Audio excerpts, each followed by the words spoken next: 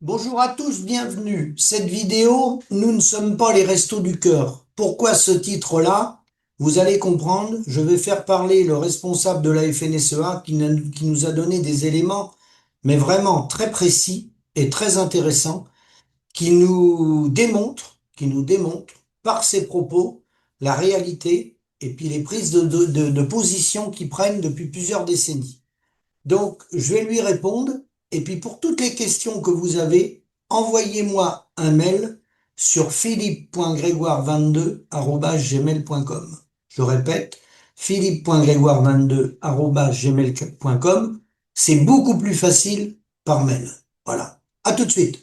Radio vous explique à 7h35, le principal syndicat agricole, la FNSEA, réclame plusieurs milliards d'euros à l'État et parle d'une véritable catastrophe à venir pour les agriculteurs. Pourquoi? Eh bien à cause de la sécheresse 2026, le manque d'eau, tout cela a des conséquences concrètes sur les exploitations et on en parle avec vous.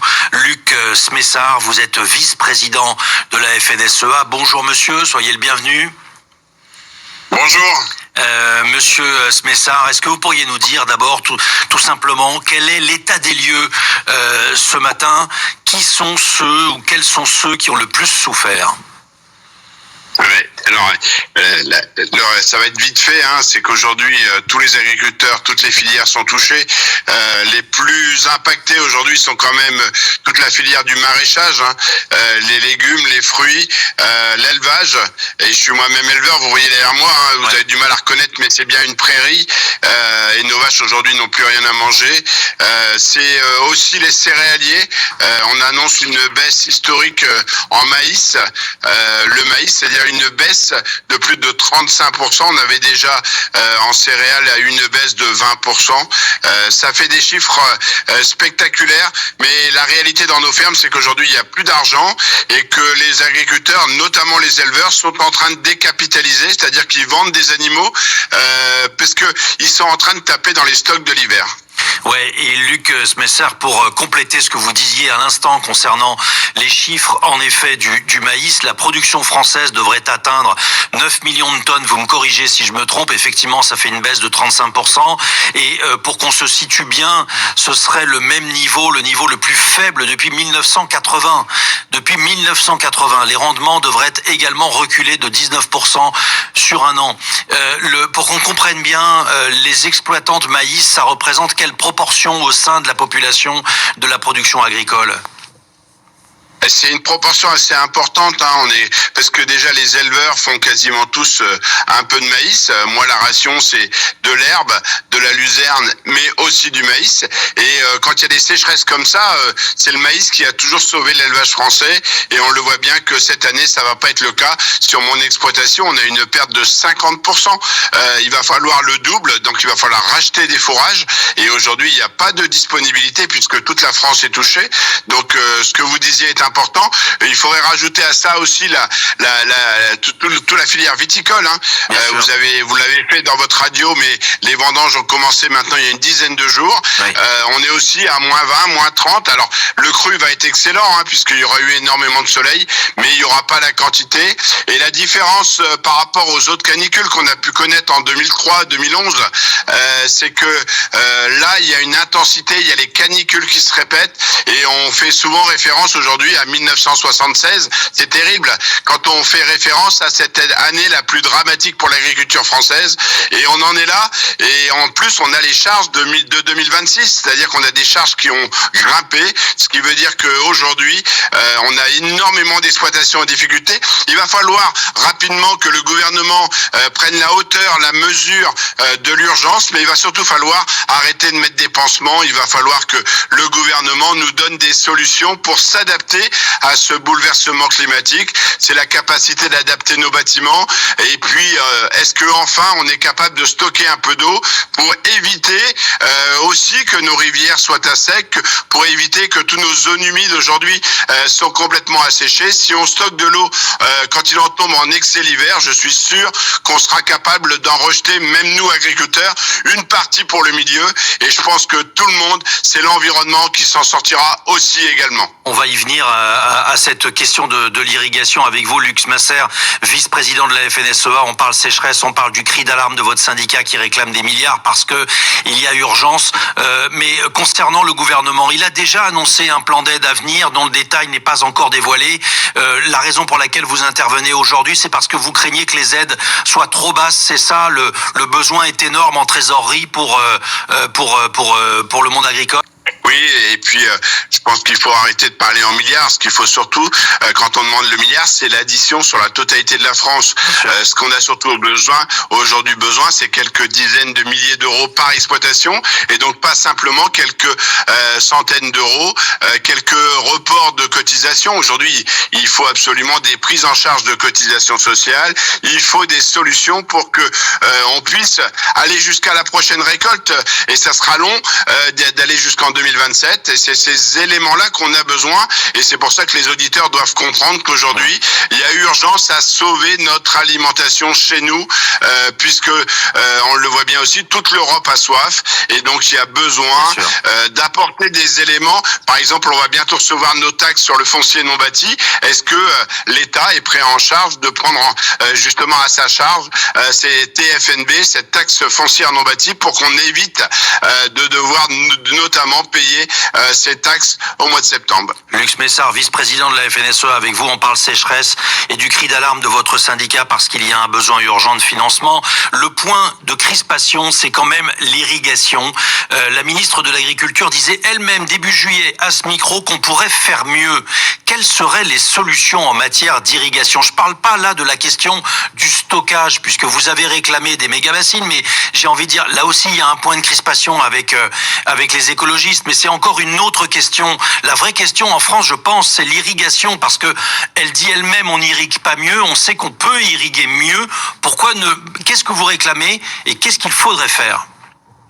Alors déjà, on réclame pas j'aime pas ce terme de méga bassine.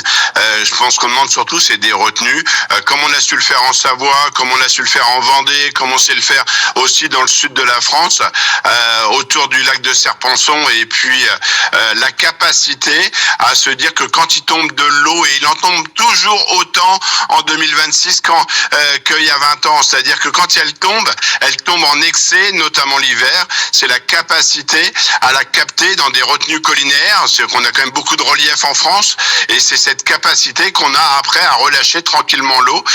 Après, par rapport à l'irrigation, on a aujourd'hui à peine 6 à 7% des agriculteurs français qui ont toute la capacité d'irriguer, puisque le matériel, et donc oui, on peut encore faire mieux avec du goutte à goutte, avec les capacités. Aujourd'hui, toute la technologie permet de mieux arroser, que chaque goutte d'eau soit le mieux utilisée possible, amener les cultures aussi les plus adaptées. Donc il y a énormément de travail, de recherche. Il faut que les chambres d'agriculture aussi accompagnent davantage les agriculteurs pour amener des solutions.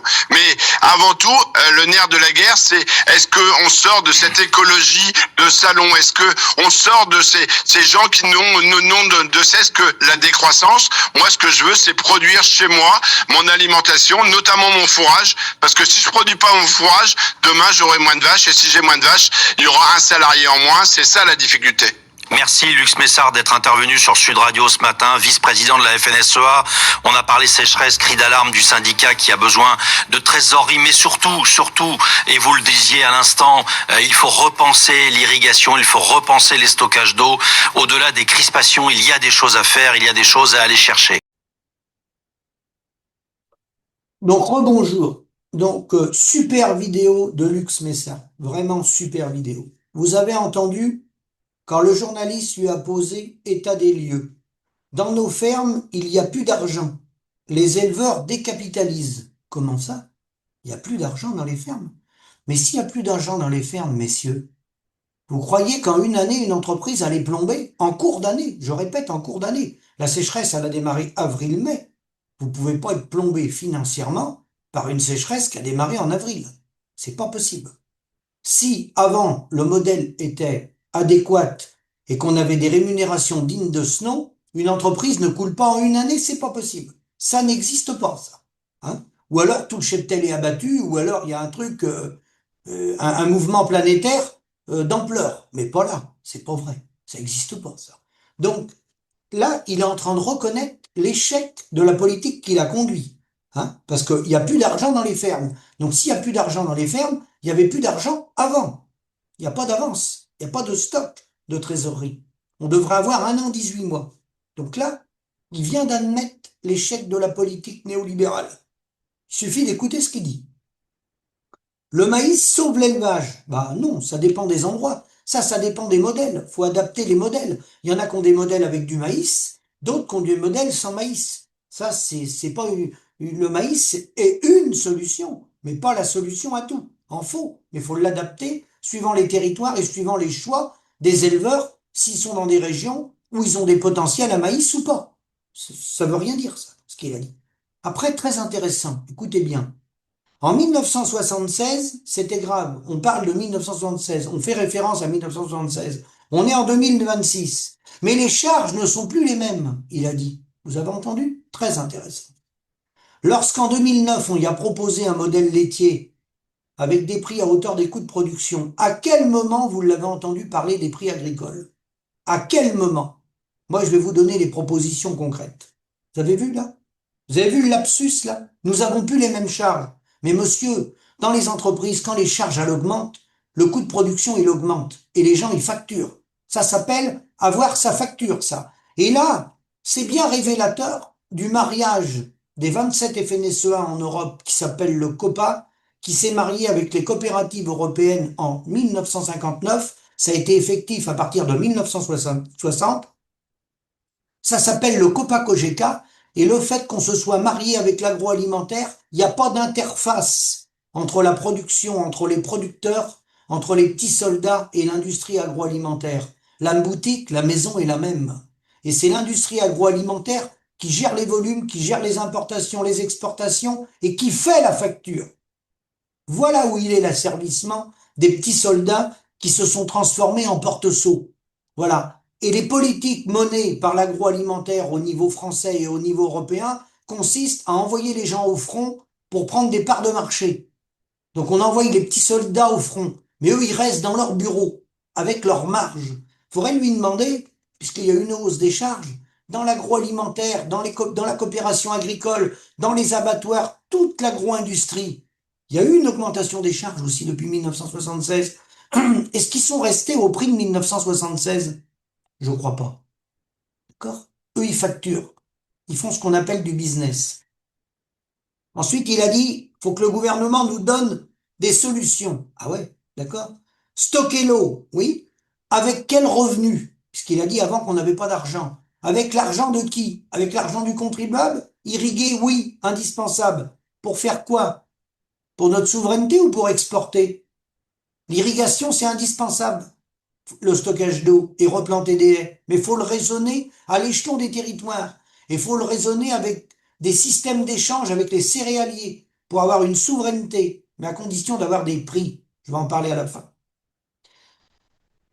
L'intérêt, vous avez entendu, il a dit à un moment donné, il va falloir des milliards, je vais vous en parler des milliards, pour aller jusqu'à la prochaine récolte, pour tenir, pour aller jusqu'à la prochaine récolte, ou pour que les éleveurs, ils puissent avoir du stock pour aller jusqu'au printemps prochain. Mais là, on parle de la survie. On ne parle pas de gagner de l'argent. À quel moment on a parlé que les paysans allaient gagner de l'argent? Là, on met des mesures en place, il n'y a pas le choix, de toute façon, pour essayer de prolonger ceux qui vont pouvoir être prolongés. Mais à quel moment il y a du revenu? On ne travaille pas pour prolonger une activité. On ne travaille pas pour faire tourner l'agro-industrie. Les petits soldats sont pas là pour nourrir le peuple français. Ils sont là pour gagner de l'argent. Ils sont là pour entretenir les territoires, mais ils sont là pour faire des marges, gagner de l'argent. Parce que gagner de l'argent, c'est rentrer de la main-d'œuvre, c'est embaucher des salariés, c'est rémunérer des associés, c'est rémunérer éventuellement les parents qui ont une activité après la retraite et qui donnent des coups de main. C'est faire la transmission. C'est la transmission des générations. Faire des marges et gagner de l'argent. À quel moment il a parlé de la transmission des marges et de gagner de l'argent? Jamais. Vous avez vu? Très intéressant. C'est pour ça qu'elle est intéressante, son intervention. Il a repris les vieilles recettes. La taxe sur le foncier non bâti. La réduction des impôts fonciers, les aides MSA, les voilà. Vous avez entendu? Les vieilles recettes. 6 à 7% des paysans irriguent. Oui, c'est peut-être beaucoup trop peu. On peut faire mieux. Mais l'irrigation n'est pas une assurance au revenu. Je vais vous le dire où elle est, l'assurance au revenu. Elle n'est pas dans l'assurance récolte non plus. Hein. L'écologie de salon, vous avez vu? Donc là, il y a un problème, on repousse ce problème. Aujourd'hui, c'est sur les écologistes. Hein. Ça aurait pu être l'agribashing, ça aurait pu être l'Union européenne, ça aurait pu être Macron. Hein. Mais là, aujourd'hui, c'était pas Macron, c'est les écologistes de salon et la décroissance. Mais monsieur, on est en décroissance. L'âge moyen des tracteurs, il est de 19 ans et 6 mois. L'âge moyen du parc matériel, j'ose même pas le prononcer en France. On est en décroissance, les agriculteurs. On ne peut plus investir, on ne peut plus réparer les tracteurs et les renouveler, les parcs matériels. On est en décroissance. Mais réveillez-vous. Votre modèle, c'est un échec. Alors, pour faire court et terminer, les propositions, vous savez très bien que c'est le changement de modèle. L'irrigation, oui, avec du goutte à goutte, avec plus, quand ça va être possible, des pivots, où il y a une meilleure irrigation, faut le reconnaître, une meilleure hygrométrie qu'avec les enrouleurs. Qui dit pivot, dit revoir aussi les parcs solaires, refaire sûrement entre nous des échanges. Donc ça veut dire faire évoluer les modèles agricoles pour pouvoir mettre des pivots dans des zones données où il y aura besoin d'irriguer pour la souveraineté nationale avec des échanges avec des céréaliers où les céréaliers pourraient faire de la luzerne, des rotations, donc qui dit rotation, moins de phyto, avec les éleveurs, mais avec un prix de souveraineté nationale, pas de l'irrigation, pour exporter en Ukraine, en Russie ou en Nouvelle-Zélande. On n'a pas parlé de ça. Parce que là, on est sur des prix mondialisés et là, on peut ni irriguer, ni fournir en sec, on ne sera jamais compétitif. Voilà, c'est tout. Faut avoir la franchise de le dire. Donc l'irrigation, bien sûr qu'il faut la raisonner et replanter des haies et mettre des points d'eau, des réserves d'eau et faire ce que certains élus locaux ont commencé à faire. Le maire de la commune, il fait un plan d'eau de 2, 3, 4 ou 5 hectares dans sa commune qui sert de réserve en cas d'incendie, qui sert à alimenter les animaux quand il y a des grandes sécheresses comme ça, et qui, de surcroît, peut servir à l'alimentation des habitations, parce qu'aujourd'hui, il existe des machines de traitement de l'eau dans des cas d'urgence. Le maire de la commune, il a tout compris. Il a fait un plan d'eau de 5 hectares, il a tout compris. Et là, faut le faire, le plan d'eau. Voilà. Faut pas aller voir s'il y a des petits oiseaux ou deux crapauds dans le bas de la vallée. Là, faut le faire. Ça, c'est une mesure de bon sens, bien évidemment. Le faire dans les vallées. Voilà. Donc alors, ce qu'a pas dit ce monsieur, et je termine là-dessus, parce qu'il nous faut des milliards, mais il nous faudra des milliards tous les ans. La TFNB, on l'a eu tous les ans. Les réductions MSA, on les a eu tous les ans. Mais ça, c'est peanuts. C'est un pansement sur une jambe de bois. Ce qu'il n'a pas parlé, c'est que, suivant les chiffres de l'INSEE, qui sont donnés sur la consommation des ménages, c'est 1545 milliards. La consommation baisse, parce qu'on est en récession. Vous le savez, ça. C'est la crise partout. On est autour sûrement de 1545 milliards global de la consommation des ménages, tout confondu. D'accord? L'achat des véhicules, tout confondu. D'accord? L'agricole, là-dedans, tourne sûrement autour de 200 milliards d'euros. Il y en a qui disent 13%, d'autres 15%. Mais c'est autour un bon 200 milliards d'euros.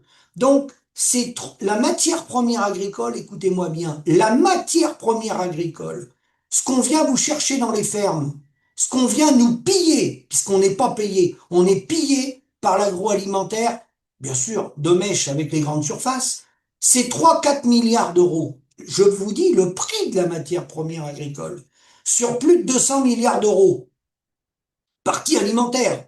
Donc ces 200 milliards d'euros partie alimentaire, vous avez bien compris qu'avec ça, ils font de multiples produits, ils font des produits transformés, vous avez bien sûr les intermédiaires à payer, les gens qui viennent chez vous, la logistique, la grande distribution, les abattoirs, enfin, tout ça. Bon.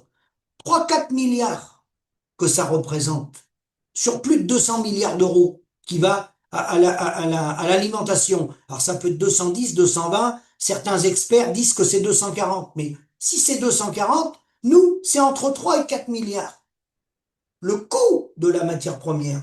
C'est-à-dire, si c'est 3 milliards, c'est 19 centimes que ça représente sur 100 euros. Je vous parle de la matière première agricole. Attention, on est bien d'accord. C'est-à-dire le blé qui vous est payé 180 euros la tonne et qui représente, vous savez, 4 centimes, 4-5 centimes dans la baguette. C'est ça dont je veux vous parler. Vous voyez?